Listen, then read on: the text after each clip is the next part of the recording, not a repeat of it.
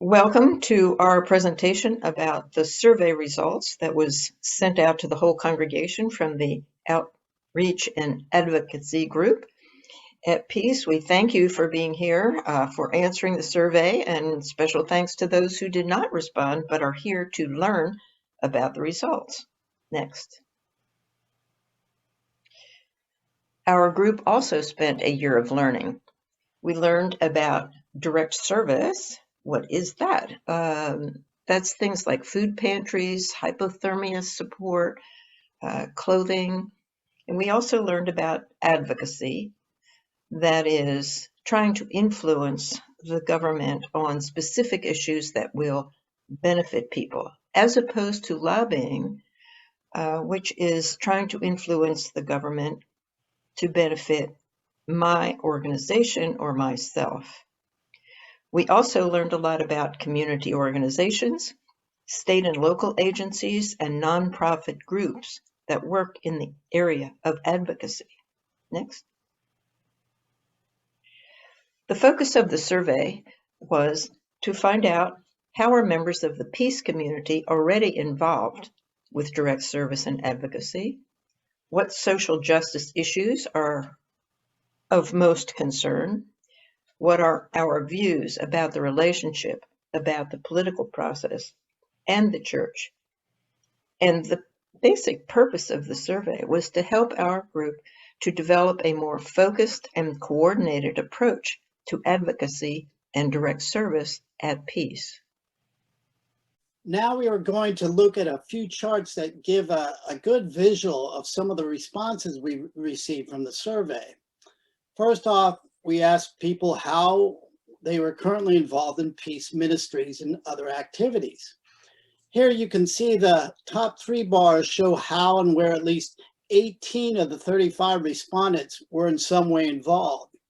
At the very top was ACA, either volunteering, providing food donations and financial support, or helping out at the homework club. But right behind that was property, which included upkeep of the building as well as tending the grounds. And then just below that was outreach, everything from clothing drives to providing meals for the hypothermia shelter. Also of note was that 2 of the top 3 were directly connected to outreach, reflecting how Peace serves as a hub for direct service.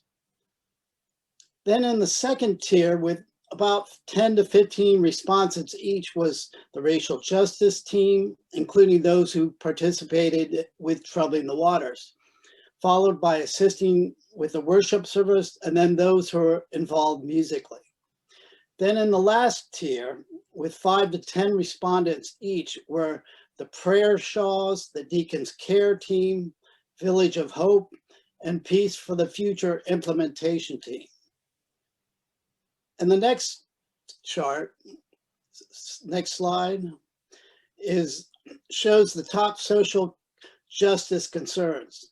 Not surprisingly, racism was the main concern.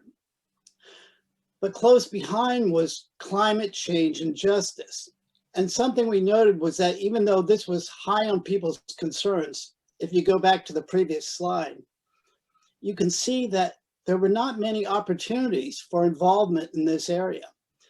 So that reality is helping shape our thoughts on what our next steps should be. You'll see then after climate change, the third biggest concern was food insecurity.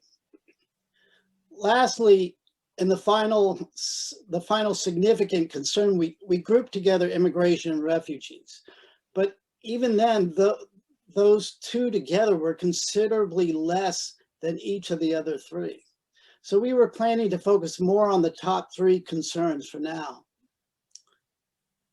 In the third slide, here we asked people their views on the relationship between church and politics.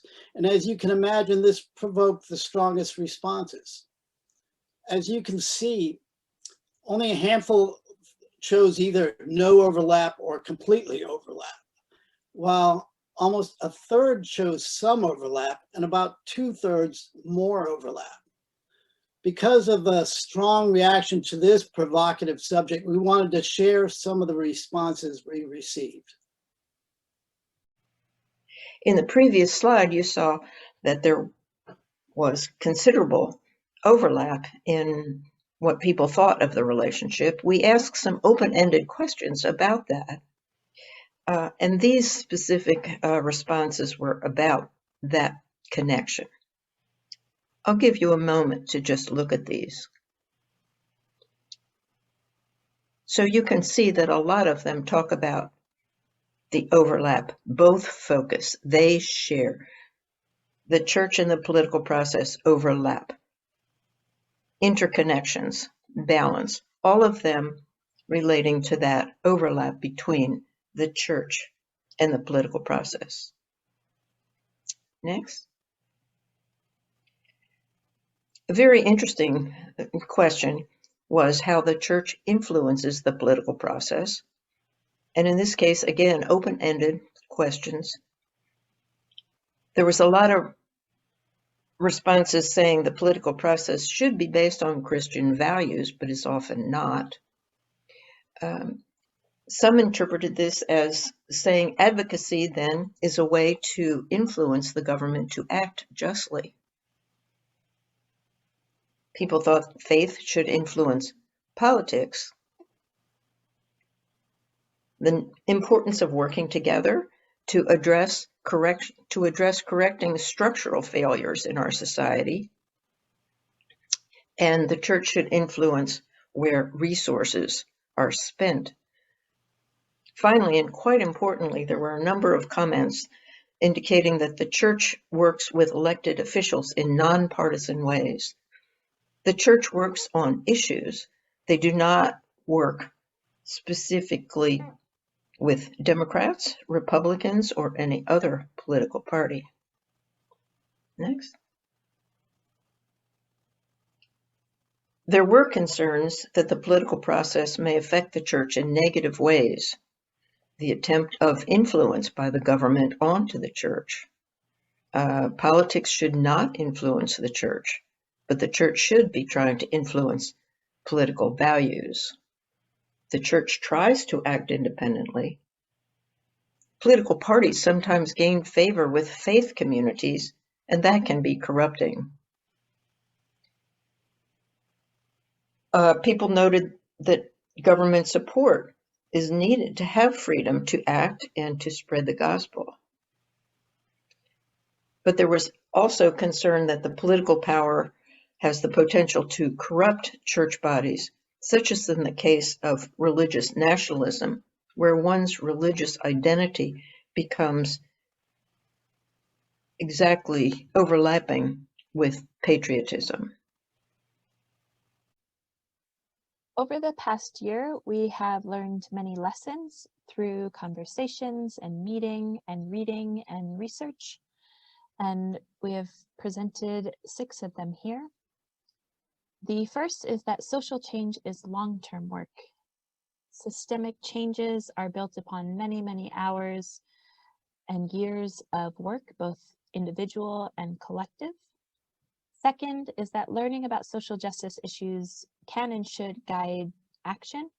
It is important to educate ourselves and understand the history of social challenges and injustices, as well as understand how government and social agencies and systems work and where and how they can be changed. Third, advocacy is a group activity. It is most effective when we join together and collectively take action, whether that's through talking and discussions, letter writing, petition signing, emailing, and or meeting with legislators. The important thing to remember is that we cannot and should not do this work alone. Fourth, focus matters. We need to focus our efforts, and it can be hard to do this because there are so many important issues. Nonetheless, we are most effective when we focus our efforts given our time, people, and money resources. Fifth, we've learned that we need to help volunteers do more, especially during the time of the pandemic. We can identify more diverse tasks that people can do from home and be innovative in our approaches to different roles and tasks that volunteers and church members can do. Finally, congregations are central to the work. Congregational collaboration is key to community organizations' work on social justice issues and in advocacy. Building a powerful voice that includes and represents and takes direction from people who are directly affected by issues is definitely important. What's next, you might ask? Our plan is to form issue-based action groups based on the survey results that you saw earlier in this presentation. And rather than being reflective or kind of education-based groups, they will be groups formed around those issues with an emphasis on action. Also, we plan to host congregational forums about relevant topics that engage the intersection between discipleship and social justice issues. And finally, we plan to continue to collaborate or discern involvement and participation with community and advocacy organizations that you can see here: the ICPP, ICD, FACTS, Bread for the World, and Voice. We definitely encourage you to learn more about these organizations. And if you have any questions or ideas and suggestions, we are happy to hear from you. So the immediate next step is that we would like to invite you to an Advocacy 101 session to be held virtually on Wednesday, May 5th from 7 to 8 p.m. And it will be hosted by our outreach and advocacy team. We will cover advocacy basics and also present ideas for action based on the top issues of concern that you've heard about in this presentation. Here is the Zoom meeting information, and we'll share the link on the Peace Outreach and Advocacy page of the website closer to the date of the session. And we invite you to attend, to listen, learn, meet others within Peace who are interested in some of the same issues. And we hope that these advocacy and issue-based action groups will start to take form there. If you have any questions, please reach out to any of us on the outreach and advocacy team. And we now have a dedicated email address you see here, outreach@sharingpeace.org.